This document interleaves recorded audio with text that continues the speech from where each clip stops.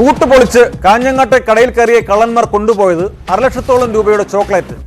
20 വയസ്സിന് താഴെ തോന്നിക്കുന്ന 3 ചോക്ലേറ്റ് പയ്യന്മാരുടെ മോഷണ ദൃശ്യങ്ങൾ CCTVയിൽ പതിഞ്ഞിട്ടുണ്ട്. ഇവർക്കായി പോലീസ് അന്വേഷണം ഊർജിതമാക്കി.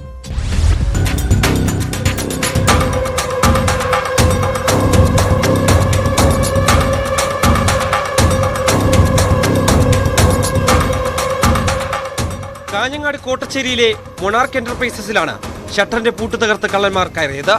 42,430 രൂപയുടെ ചോക്ലേറ്റും മേശയിലുണ്ടായിരുന്ന 1,680 രൂപയും ഇവർ മോഷ്ടിച്ചു.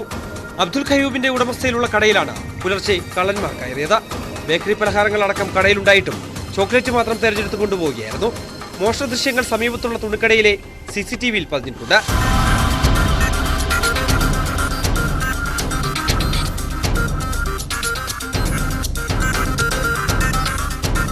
ഇരുപത് വയസ്സിന് താഴെ പ്രായം തോന്നിക്കുന്ന 3 പേരാണ് മോഷണത്തിന് പിന്നിൽ. നീല ജീൻസും ഇളം നിറത്തിലുള്ള കുപ്പായവും ധരിച്ച യുവാവ് റോഡിൽ നിന്ന് നിരീക്ഷിക്കുന്നതും മറ്റ് 2 പേർ ഷട്ടറിന്റെ പൂട്ട് തകർക്കുന്നതിന്റെയും ദൃശ്യങ്ങളാണ് പോലീസിന് ലഭിച്ചത്. സമീപത്തെ ട്രാൻസ്ഫോർമറിന്റെ മറവിലുള്ളതിനാൽ പൂട്ട് തകർക്കുന്നവരുടെ മുഖം വ്യക്തമായിട്ടില്ല.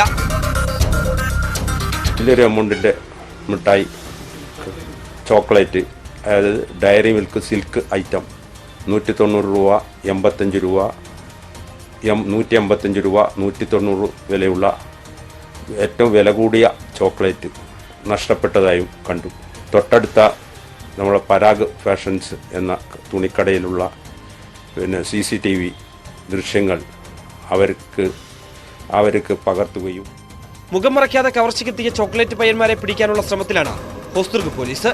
മറ്റ് സ്ഥലങ്ങളിലെ CCTVകളിൽ നിന്ന് ഇവരുടെ കൂടുതൽ ദൃശ്യങ്ങൾ ശേഖരിക്കാനുള്ള ശ്രമം പുരോഗമിക്കുകയാണ്.